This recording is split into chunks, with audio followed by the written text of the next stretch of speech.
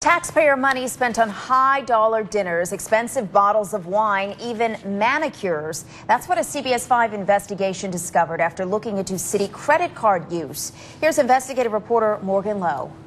Catherine, everybody pays taxes, and not many of us are thrilled about how that money is used. But when we found out what taxpayers in the city of Goodyear are paying for, we knew we had to get to the bottom of it.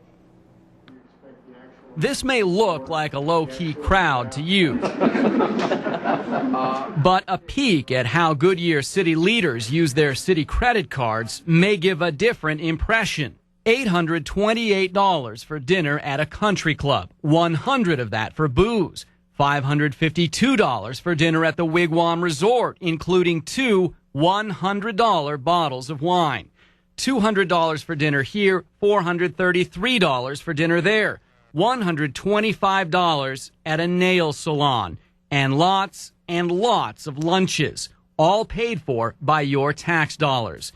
We took the receipts to the Goodyear Institute, known for criticizing government spending. I was particularly surprised by the size of some of the expenses. Economist Byron Schlomack says he understands government officials sometimes need to use taxpayer-funded credit cards. But if I went out and showed this receipt to an average voter whom I represent, would they say that's okay?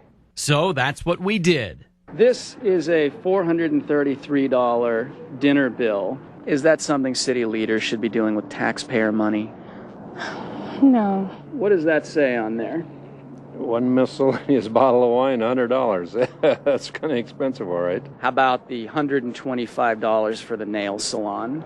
That seems a little much to me. These expenses all came from city department heads and Mayor James Kavanaugh.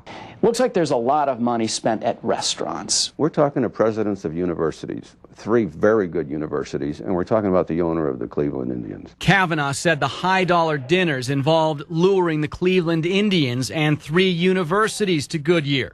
He said on the night of February 27th, one of those university officials ordered the wine. 2 $100 bottles of wine. Yeah, this was at Red Steakhouse. Certainly, everybody there understood that these people deal in that level of wine. Mm-hmm.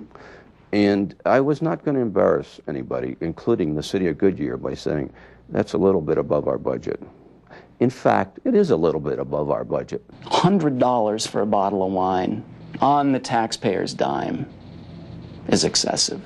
We're not talking $100 here. We're talking tens of millions of dollars that is coming to our people with the investment of this institution. The mayor did not have an answer for our questions about city-sponsored manicures, but admits he is aware of at least one credit card problem. There now is a policy out there, not a policy, but a guideline that says that when a couple employees go out together, even if they talk business, the intention of the government is not to pay for their lunch. Kavanaugh tells us a recent audit found no financial mismanagement. But Byron Schlomack from the Goodyear Institute argues the credit card expenses we found are over the top. We're electing public servants, not public royalty. Kavanaugh sees the issue differently. We're bringing in the right high-end businesses to this city, and it's not because I have a credit card, but the credit card sure helps me.